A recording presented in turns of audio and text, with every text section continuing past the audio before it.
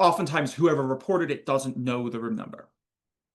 So they have to basically, like, it's either them or us has to go look it up. And the way you would do that is you look up the RIT floor plans.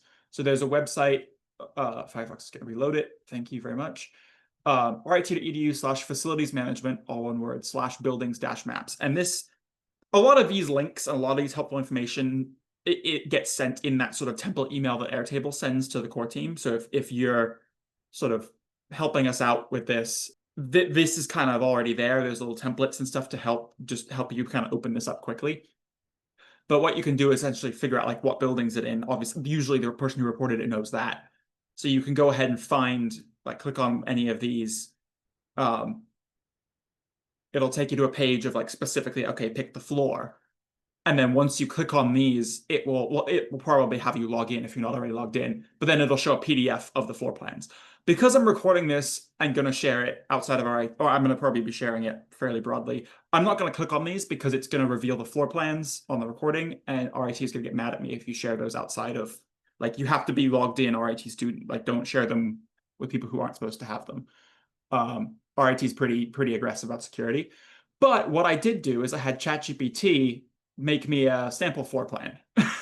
So it'll look it'll look a lot like this. It won't be as big, like it'll be smaller and in a PDF, and the text won't be baked into the image. So you might actually have some ability to control F it a little bit.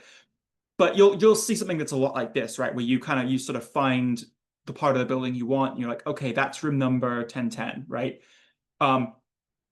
So usually with a lot of RIT's room numbers, it's usually about 4 digits. The first digit is usually the floor number. So if you've already gotten to this stage, you've already picked the floor, it's already, like, you're on the first floor. Then the rest of the numbering is sort of just dependent on whatever. There's not usually a pattern to it. I see ChatGPT has given 2 room numbers the same number here. That usually won't happen.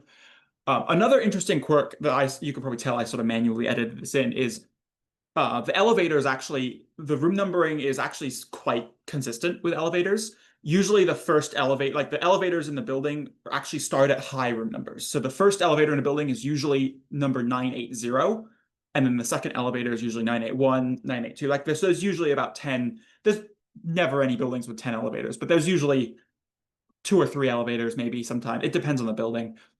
But those are usually those higher numbers. So yeah, so that's kind of how you would look up the floor plan or look up the room number if you wanted to file a report.